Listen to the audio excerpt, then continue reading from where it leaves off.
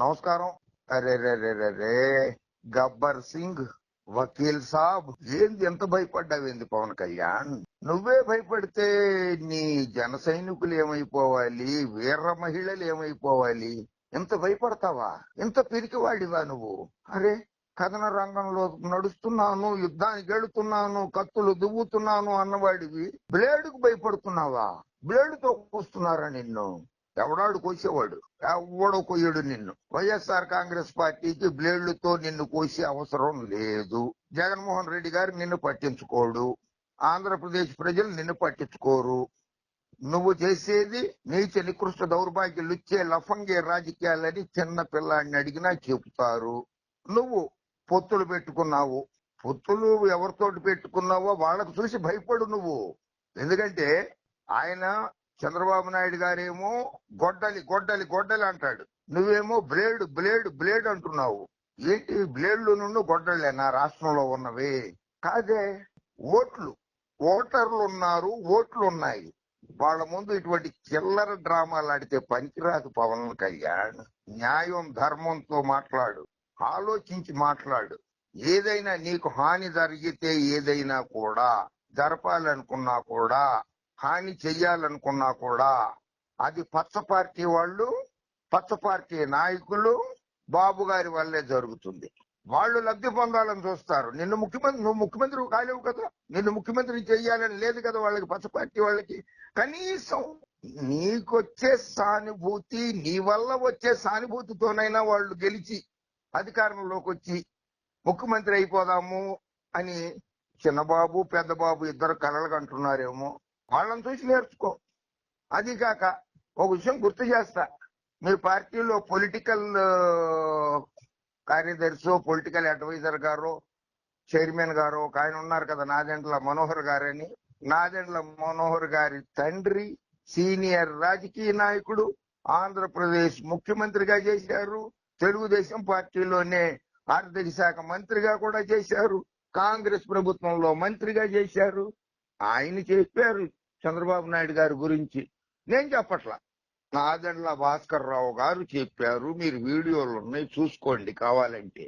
Tirupati railway station లో జేబులు కోసేవాడు, జేబులు కత్తిరించేవాడు, జేబులు కొట్టేసేవాడు చంద్రబాబు నాయుడు, పోలీసులు రిపోర్ట్లు ఉన్నాయి, ఇంటెలిజెన్స్ రిపోర్ట్లు ఉన్నాయి అని చెప్పారు నాదెండ్ల భాస్కర్ రావు గారు. జేబులు కట్ చేయాలంటే బ్లేడ్ కావాలి కదా, అందుకని బ్లేడ్లు కావాలంటే బాబు గారి దగ్గర ఉంటాయి. కానీ బాబు గారికి అలవాటు ఉంది, కానీ జగన్మోహన్ రెడ్డి గారికి అలవాటు లేదు.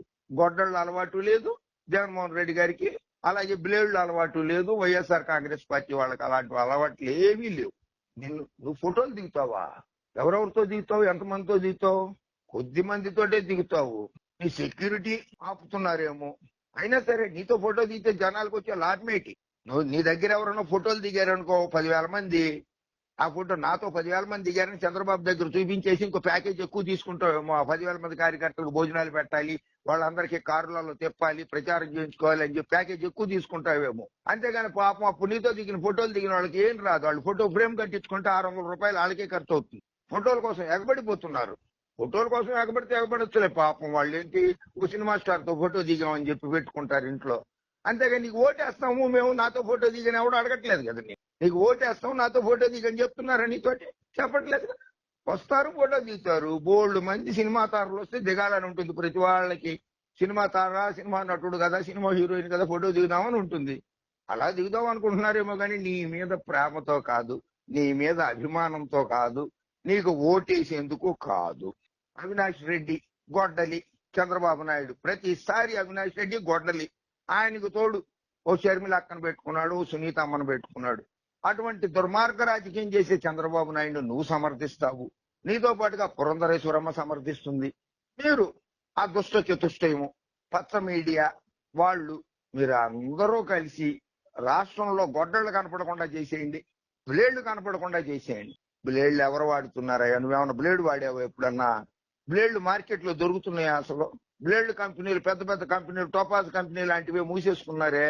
ఏదో తిరుపతి వెంకటేశ్వర స్వామి దగ్గర తలనీలాలు సమర్పించుకోవడానికి బ్లేడ్లు వాడుతున్నారు, హెయిర్ కటింగ్ సెలూన్లలో వాడుతున్నారు. ఎక్కడా వాడడం లేదే, ఇళ్లలో వాడుతున్నారు ఎవరన్నా. గిల్లెట్టు, బుల్లెట్ అటువంటి కొత్త కొత్త వచ్చినాయి కదా రేజర్లు, వాటితోటి కదా వాడుకునేది. తమరేమో ఎలక్ట్రానిక్ వాడతారు కదా, అమెరికా అవి, జర్మనీవి, జపాన్ ఇవి. బ్లేడ్లు ఎవరు వాడట్లా. బ్లేడ్లు ఎందుకు తెస్తారు మీటింగ్లకు వచ్చినప్పుడు?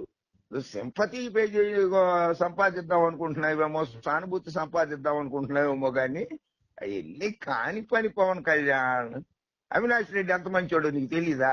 ఎప్పుడన్నా అతను మొహం చూసావు అసలు అవినాష్ రెడ్డిది? నువ్వు చూడలా. ఒకసారి చూడు అవినాష్ రెడ్డి మొహం, ఎంత ముద్దుగా ఉంటాడో పిల్లాడు, చక్కగా ఉంటాడు. నీకంటే బాగా చదువుకున్నాడు, నీకంటే సంస్కారం ఉన్నవాడు, అవినీతి మచ్చలేనివాడు. అలాగే మీ బాబు గారు ఉన్నారు. మీ బాబు గారు ఏ కులాన్ని ఆయన, ఏ మతానికి ఆయన ప్రాధాన్యత ఇచ్చాడో ఒక్కసారి చెప్పు. బ్రాహ్మలంటే అసహ్యం, కోమట్లంటే అసహ్యం, రెడ్డిస్ అంటే అసహ్యం, క్రిస్టియన్స్ అంటే అసహ్యం, ముస్లింస్ అంటే అసహ్యం, మత్స్యకారులని తోక కత్తిరిస్తా అన్నాడు, బీసీలని తోలు తీస్తా తాట తీస్తా అన్నాడు. హిందూ ధర్మం గురించి మాట్లాడతాడు, ఒకసారి క్రిస్టియన్స్ ని విమర్శిస్తాడు, ఒకసారి హిందూస్ ని విమర్శిస్తాడు.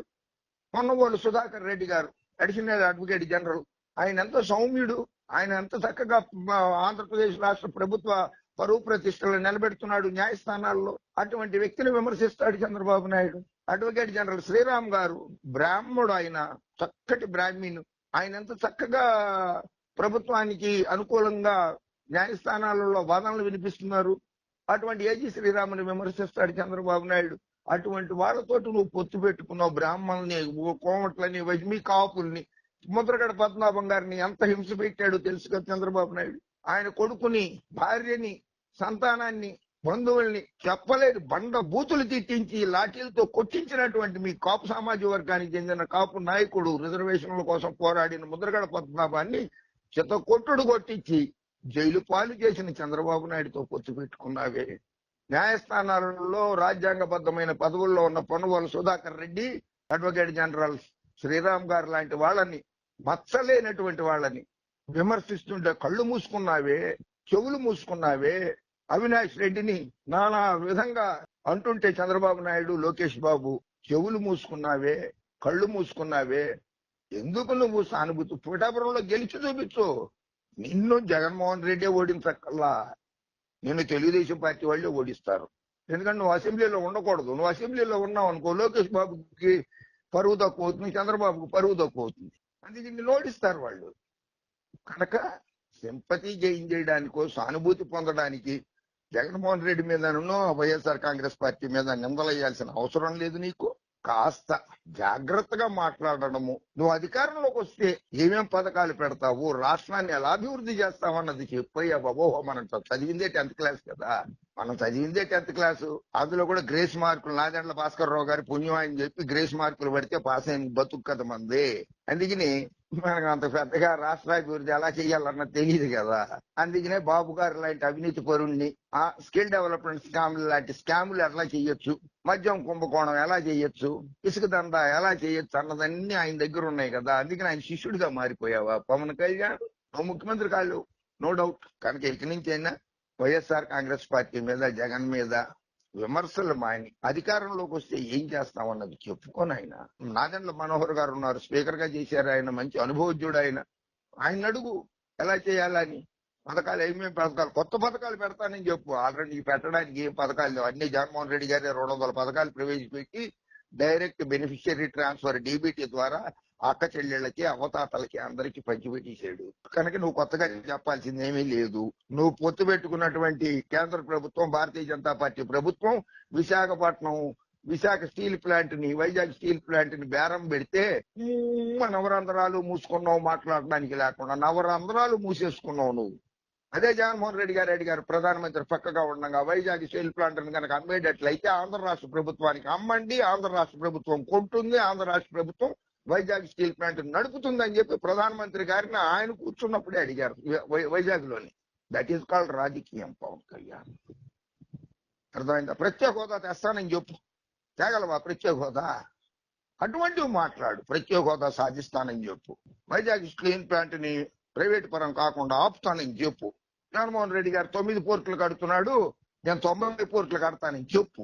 జగన్మోహన్ రెడ్డి గారు 17 మెడికల్ కాలేజీలు పెట్టాడు, నేను 50 మెడికల్ కాలేజీలు పెడతానని చెప్పు. అంతేగాని ఊరికి సొల్లు కబుర్లు, సొల్లు వాగుడు ఎందుకు పవన్ కళ్యాణ్? ఓకే, సరే, నీ ఇష్టం అనుకో. అటు నుంచి అటు దగ్గరే అత్తారిల్లు. అత్తారింటికి దారి ఏదంటే పక్కన వైజాగ్. సారీ, మాజీ కదా వాళ్ళు. సారీ. ఓహో, అది ఆ దారి లేదేమో. అటు నుంచి అటు వైజాగ్ వెళ్ళడానికి దారి లేదేమో. ఓహో, అటు నుంచి ఇటే వెనక్కే రావాలి హైదరాబాద్. ఇల్లు ఎప్పుడు కట్టుకుంటున్నారు పిఠాపురంలో? పిఠాపురంలో కట్టుకుంటారా, పెద్దాపురంలో కట్టుకుంటారా, సామర్లకోటలో కడతారా? నాకు తెలియక అడుగుతున్నా సార్. ఇల్లు కట్టుకుంటారని వాగ్దానం చేశారట. మీకు 10 ఏళ్ల నుంచి ఓటు హక్కు ఆంధ్రప్రదేశ్ లోనే ఉంది. ఉండడమేమో హైదరాబాద్ లో, తెలంగాణలో. అక్కడికేమో విజిటర్ లాగా, పొలిటికల్ విజిటర్స్ మీరు. పివి అన్నమాట, పొలిటికల్ విజిటర్స్ మీరు. అక్కడ నువ్వు, చంద్రబాబు, లోకేష్ బాబు. అక్కడికి వెళ్ళి నేను ఇల్లు కట్టుకుంటాను నువ్వు అంటావు. కుప్పంలో నేను ఇల్లు కట్టుకుంటానని ఆయన అంటాడు. మంగళగిరిలో నేను ఇల్లు కడతానని ఆయన అంటాడు లోకేశం బాబు. ఇప్పటిదాకా ఇల్లే లేదు మీకు. ఓటు హక్కు తప్పితే ఇల్లు లేని వాళ్ళు ఆంధ్ర రాష్ట్రంలో అభివృద్ధి చేస్తారట, రాష్ట్రాన్ని నవ్విపోతారు.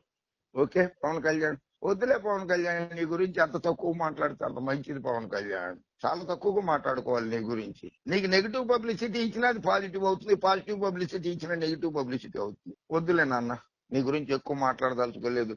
అయితే ఒకటి మాత్రం తేలిపోయింది ఏంటంటే, నువ్వు వైఎస్ఆర్ కాంగ్రెస్ పార్టీకి, జగన్మోహన్ రెడ్డికి భయం అంటే ఏంటో చూపిస్తానని ప్రగల్భాలు పలికావు. నువ్వు పిరికి పందవి అని చెప్పి రుజువైపోయింది రాష్ట్ర ప్రజలకి. Okay, bye bye Pawan Kalyan.